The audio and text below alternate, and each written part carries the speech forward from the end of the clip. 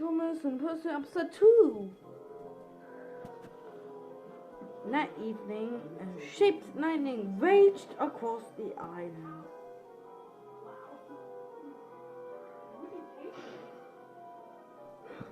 Engines were trapped in the docks. "We'll be sure and safe in the sheds," said Jack. Well, he was wrong. The engines have no idea about the building great danger by old trap steamer. It was out of control and running aground straight into the sheds.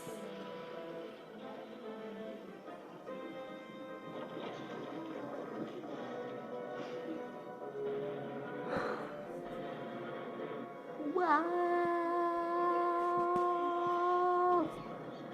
Help!